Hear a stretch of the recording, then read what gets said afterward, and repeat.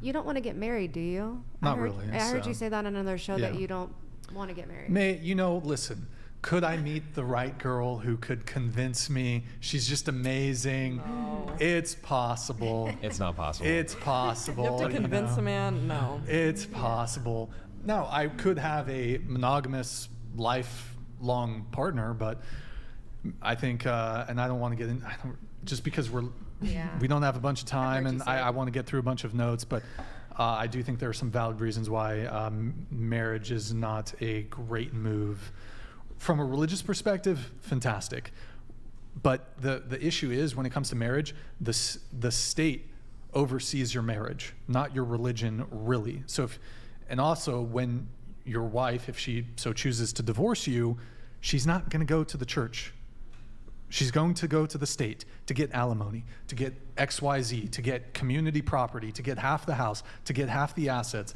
She'll go to the state, not the church. So for that reason, if the state was not so heavily involved in the affairs of romance and love and marriage, I might be more inclined to do it. Prenup.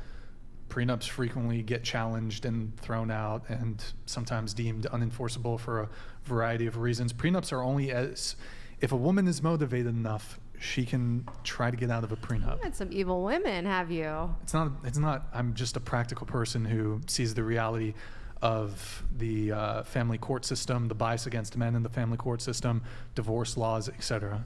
So I have a question. If you did have a lifelong monogamous partner and she stayed at home for you, and would you set something up for her in case you guys separated and she would have like money after that, like a monthly check? Because like if you're not marrying her but she's expected to sacrifice years of her career to be at home with you, Sure. what is she, if she's not getting marriage in return, how is she going to be protected financially? So within the traditional paradigm of that, there certainly is a case to be made for alimony being justified. If she has genuinely sacrificed her career to be a stay-at-home mother, she has made sacrifices in the pursuit of a career and having children, and if I were to leave her, then that would present to her some substantial financial burden.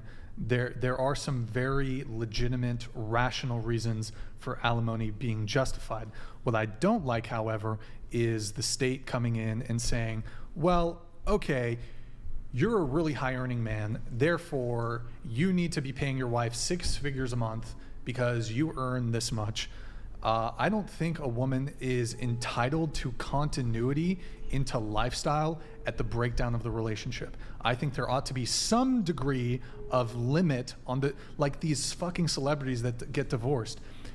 You know how you get continuity in your lifestyle? By staying with that person. Now, granted, husbands, I suppose, could be the initiators of divorce or be abusive where it's just so warranted that the woman initiates the divorce. However, I don't think that's really frequently the case. And the fact of the matter is, women overwhelmingly are the ones who are initiating divorces. 80% of divorces are initiated by women. So there's going to have to be some sort of rewriting of these alimony laws to make it a bit more equitable, let's say. So you would rewrite the alimony law? Like what? You didn't really I don't answer the know question. specifically how I would do you want, like outside of marriage, do you want a lifetime partner like that? Oh yeah, definitely. Like to have kids with and stuff? Yeah, have kids. What Kids. We can do kids. She does raise an interesting point, because I mean, you know, if a woman is your stay-at-home wife and all that kind of stuff, Yeah. a stay-at-home mom, she would be totally dependent on you. And out of curiosity, like how would you give her security in that kind of situation without a ring? How would I give her security in that situation? Like how could you guarantee her security? Because Sure. she's raising the excellent point. Like if at some point in time you hypothetically were like, you know what, I'm over it, I want to go be with some other chick, like she'd be screwed. You know, that's a fair point. So like that's a fair point. Well, I mean, I would argue that, you know, child support could potentially come in, and child support, even if you're not married, they can claw quite a bit of, you know, in that case. Look, I think there ought to be a healthy balance, and when it comes to these sorts of laws, when it comes to alimony, and I don't see it with the current marriage laws that there are. I'm not trying to convince you to get married. I'm just, I think it's a great question that you brought up, because, you know, you're, like you've said many times, you're a businessman. I'm a businessman. You're a businessman. I don't sign contracts that that don't benefit me. Yeah, you want a good deal, but I'm trying to look at it like, okay, what if I was a woman and I wanted to be with Brian? It'd be a freaking bad deal to Freaking like That's a great gamble. deal. to It's a great invest deal. my life with no security guaranteed from you. That's a pretty bad deal for a woman. It's a great deal. Fantastic deal. Let me tell you why it's a great deal here. Here's a She great got them deal. shares, maybe. No, but Besides why? getting to be Some- with you, some like foot in your company, it's maybe. very, very risky for her. Not that risky. Very risky. It's like you're spinning girl- on your hand and no, you're no. shaking hers, and you're like, "I'll never leave you. Don't worry." Believe me. But that's the same thing with marriage, though. No. Yes. No. No, that's the exact same thing with marriage. Do you know how much a divorce costs, though? What? You're not just saying, It's fuck not. this, It's I'm not. leaving. Look, I Like, see what you're cost- saying. I see what you're saying. It's not the exact same thing with marriage because, like, there is, like, you go through a whole process. There's a ceremony. Like, there's a societal expectation. Yeah. Like, part of why it's shameful to divorce is because you're making these vows in front of everybody Right. that you know. Hey, I'm going to be faithful to you. You're going to be faithful to me. And then there's social shame associated with breaking that. So it's not exactly the same as like getting married.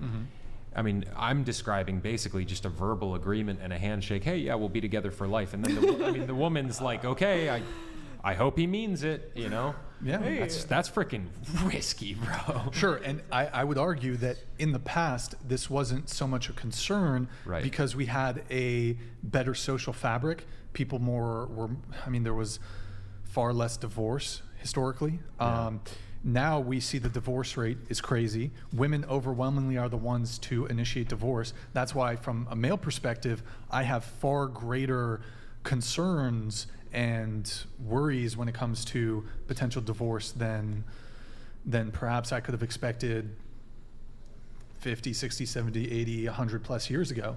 Also, I would say that the family court system is very gynocentric. There's bias against men in That's the true. court system. Yeah, that's true. So it's just, look, You know what I think you should do? just I think become you should, a I think monk. You should, I think no. I think you should be the man of God that you say they are. Okay. Go find a good woman and be the social fabric that you want to see in the world, Brian. No, look, the nuclear family, great. Kids, marriage, religious marriage, great. But again, we have the state, we have this court system. Yeah, no, I see your point. And look, It's dangerous, and here's the thing, especially right? in California. Especially in California. What are the vows that they say? Till death do us part. That has to mean something. Till death do us part. If I were to get married to a girl, that shit's for life.